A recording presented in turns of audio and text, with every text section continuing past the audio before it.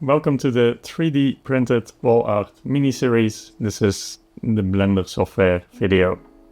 In this video, we're going through some Blender basics and some settings that I like to change to improve my workflow.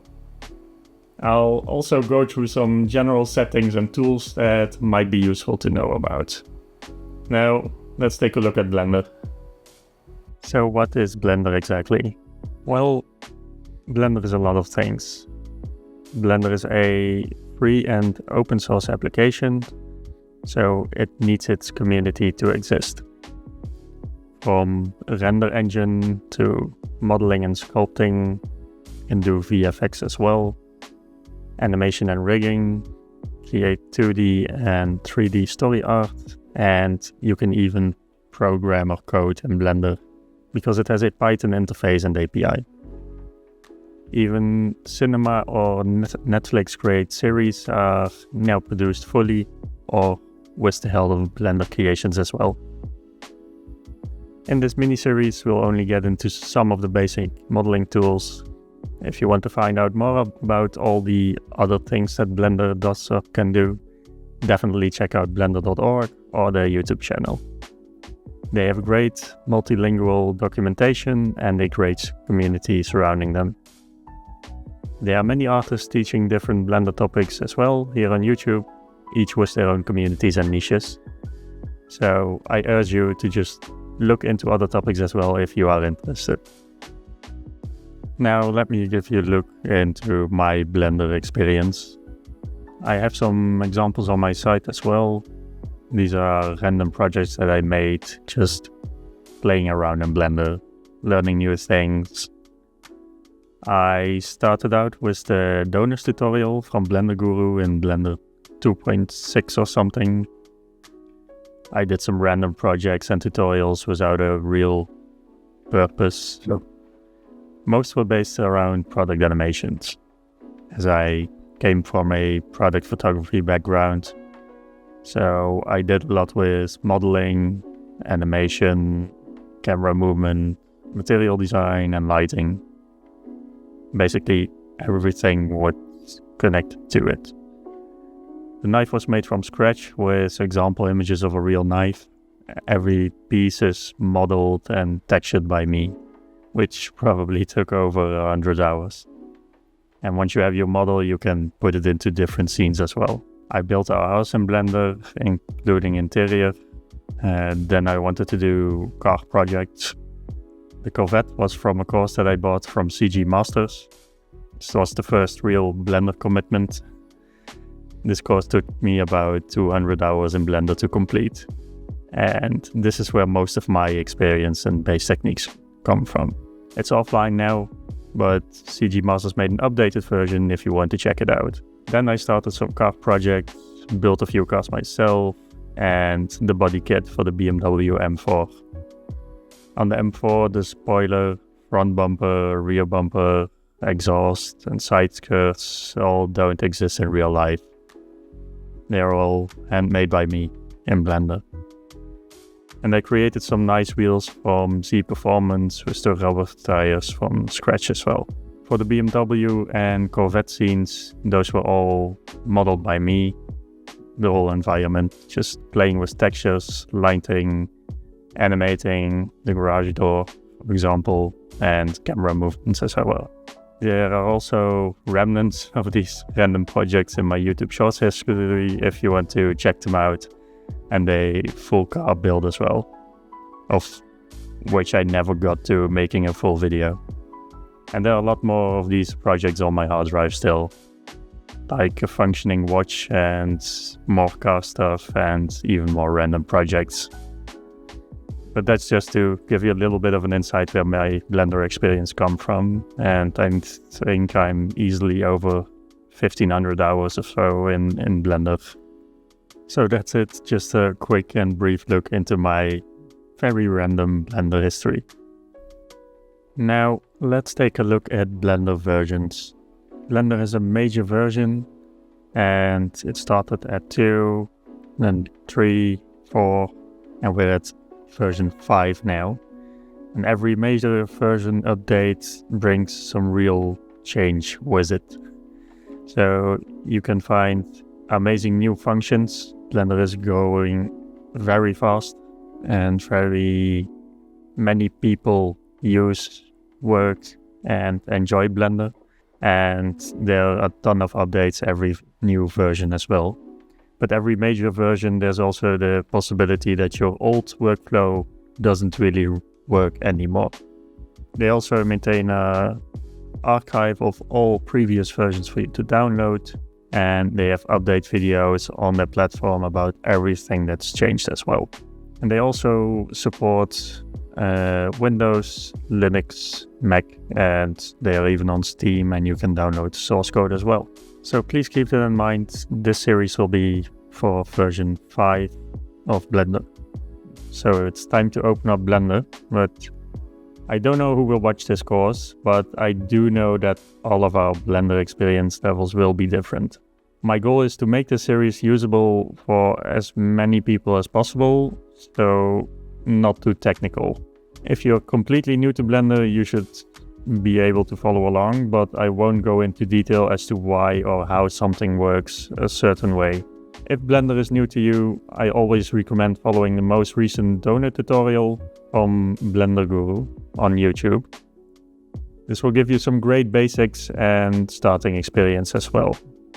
I'll link it down below. As for the more experienced Blender creators, this will be a slow to normal pace modeling tutorial to follow along. You can probably skip the basics, but you might miss something that you didn't know about yet.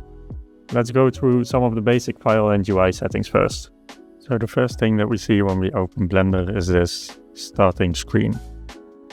Here you can choose your file types and see your recent files and so on. I'm just going to click next to it and it will disappear. So we're going to go through the settings that I generally set up first when I use a new version of Blender. So let's go to Edit and then Preferences. And for the interface, I've scaled it up so it's easier to read for you, but you can change that here as well on the interface settings. I scaled it to 125%, so everything's a bit more readable for the people without a 4K screen.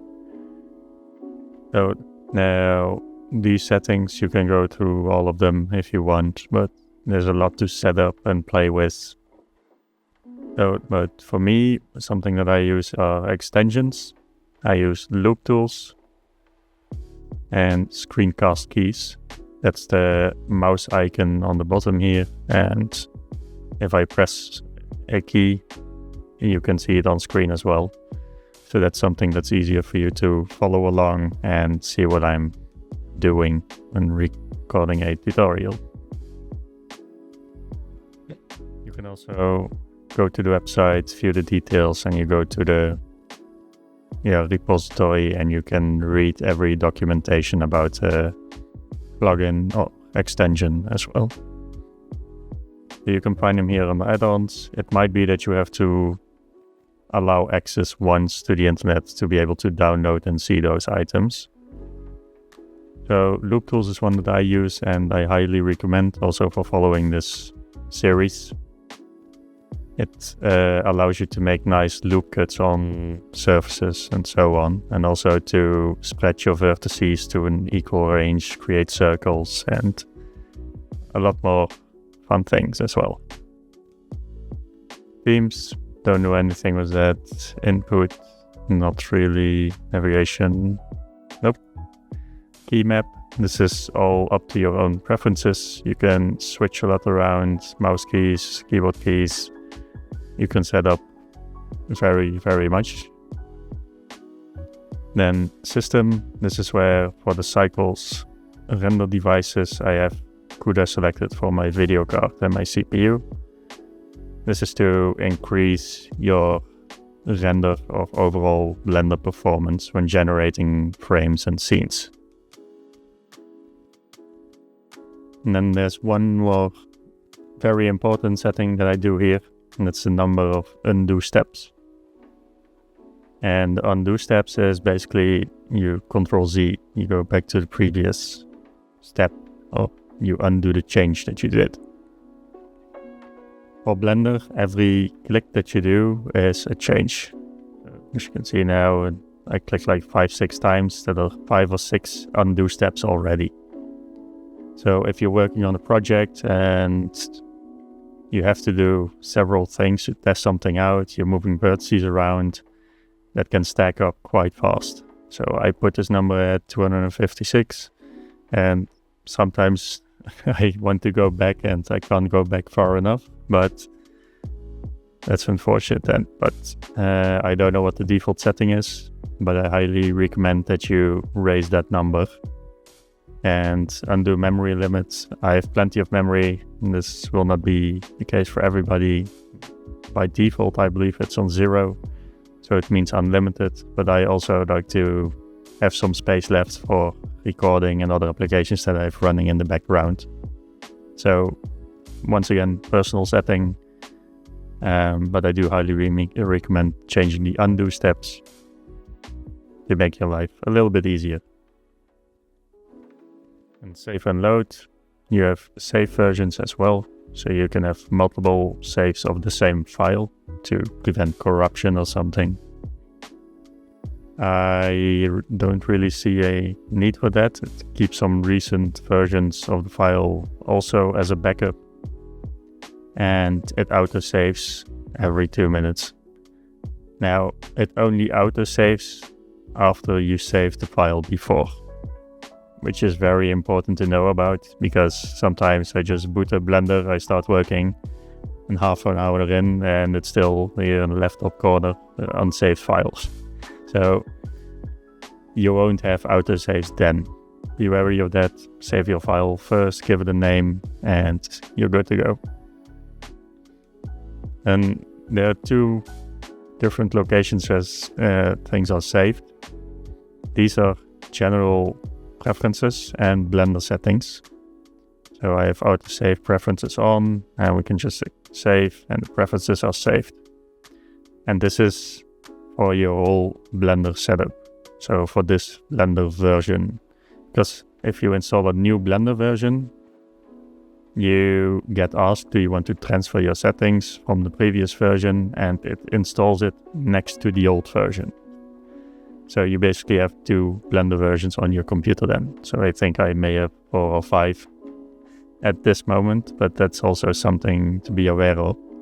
And these settings don't always transfer over nicely, because I noticed that when updating to Blender 5, some of these settings, these were back to default, and it didn't pick it up from the previous version.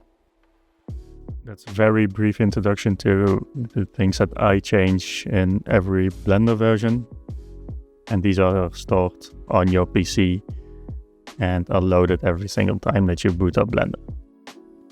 There are also some other settings. Those are more file related, so they are stored in the file settings in themselves. Like what I already showed in the other video, but we'll handle it again here. It's like the viewport settings and the grid settings. Those are file specific, so you have to do those every time. Now, let's talk a bit about render settings, because Blender has a few render engines. And this, what we are looking at now, is the viewport. This is what we are working in. And on the right here at render, you can select a render engine. We are now at Eevee, and I like to use cycles because I can use my GPU for the compute. So let's put it back to Eevee, and I'm just going to quickly show you the difference. Let's make a plane underneath this cube. Scale it up a bit. I'm going to press Z now, and you can change the views. This material preview. Now you can see the lighting is going on, and you can see the colors of the items. Make this a different color. Now it's blue. We have a wireframe. This can be useful to just get sort of a see-through vision to work with. And I generally work in solid, and you have the rendered version. And the rendered version basically already renders you the end result. So it computes all the time how it's supposed to look like. So that's a lot more labor intensive than Solid, because now it leaves the lighting and all the technical stuff away. So this is a nice mode to model in and work with, and rendered you can test out colors and see how the end result might look like.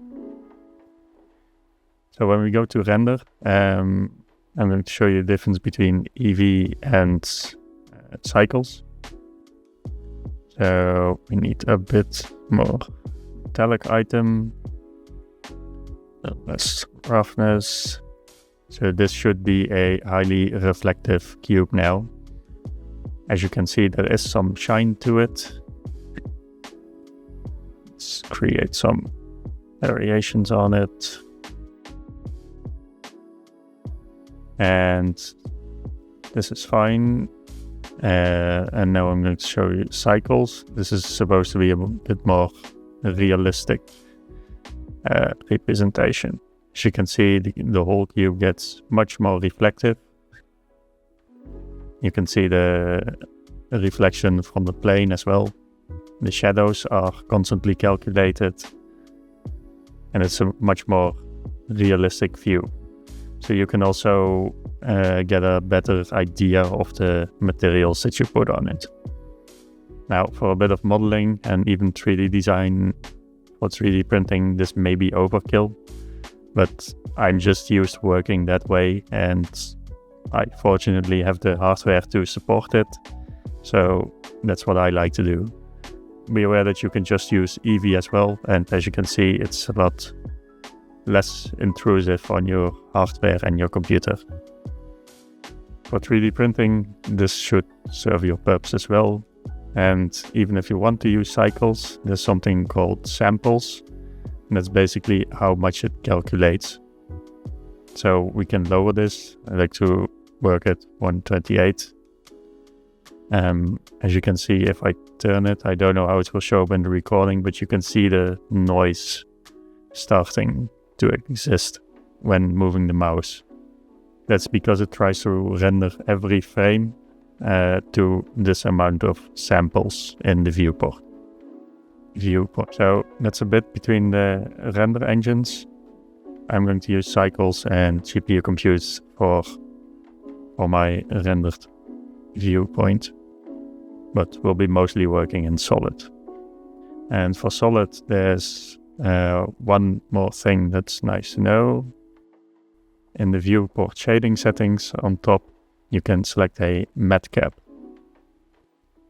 And matte caps are sort of a sculpting material to give you a better view of how things look like. So we're still in Solid, but we do get some reflections and we get to see how it behaves. But all the shadows and all the other stuff is gone. And we can also go to a more matte view. Now it's more like you're working with clay. So that gives you a very different look to creases and surfaces. And it gives you a lot more insight into what you're working with. So I sometimes change that up. For cars, for example, I will use highly reflective surfaces. So you can really see every crease and how the light will react to it. And we can also, but in general, something like a matte surface, you see a lot more of the creases and angles if you're working with a 3D model. That's also very nice to work with. So that's a little bit about the viewport and the render settings that I change. Now we'll move on to the units and the measure settings. So we're going on the right in the scene properties. You're going to units, and you can set this between metric, imperial, whatever you want. I like the unit scale at, let me show you where you can see what you're working with. So in the viewport, on the left side, you have your toolbar with T, you can show and hide it, and on the right with N and the small little arrow here, you can open this menu. As you can see, we're on meters now, and this is what we're going to change with the unit settings. So if we do this at 0.01, this is now centimeters. And we can also change it in length, centimeters. So now we're working in centimeters. That's a lot more related to our 3D print bed than meters. And if we look down now and we delete the plane, we have no more grid. And that's because grid is still in meters, as you can see here. Now, you saw the grid just now, so if I hold Alt, I go to an orthographic view, and that snaps it in place. So we are now snapped to the Z-axis, and now snapped to the Y-axis. So if you drag your scroll wheel and you hold Alt, you will snap to the closest axis you're going to. That's the grid that you just saw, just to be clear. We're going to change the grid settings for the normal viewport now. So we're going to click this arrow at the viewports overlay, and we're going to change the scale the same as with the units to 0.01. And as you can see now, our part here is 2 centimeters wide, and it fits in our grid now. This is 2 centimeters. That should be fine for what we are doing. Those are the settings that I wanted to show you to change in your viewport, the render settings and the units and the grid scale. So you can set those up however you want. I work with metric units, probably some of you don't, but those are the minimal settings that I changed for my 3D printing projects. There's one more thing that I want to show you. That's how you can render sample images based on this render engine that we selected. So as you can see on screen now, we have a camera. It's this one. We have the cube and we have a light. And this camera is aimed at center by default. So if I hit numpad 0, then I switch to the camera view. And this is the point from which it will render. Now, if we go to the output, this is also the dimensions that we are looking at. So we can change that here. If I do 1920 by 1920, we get a square. That's the render region that it's trying to render. You can save it to a file. You can select it all for the output. If you're making animations, it will render the whole thing frame by frame to that location. But we are not going to do that. I just want to show you how you can make an image render of your 3D model as well. That gives you a nice image to put in your gallery or represent your model with as well, and give you some insights to how it might look like. So here you can set up the resolution, and that's basically everything we have to do. We have the camera selected, and you can change the perspective, you can change the lens. So it's basically the focal length that we're using. You can do a whole lot of fun stuff with it, but that's out of scope for this video. Now, if I hit F12, then it will render me the image. And it's going to bake this image because my samples are at 4000 or something. Those are the settings that we saw before. This is the viewport that we set to 128. And the render is set to 4096. So we can put it at 256. So for example, the viewport is 128 and this is 2 times the quality. And the samples is every, if I believe correctly, every dot or point that it creates in the image. So we're going to do it again, hit F12, and it's much faster now. Takes much less memory.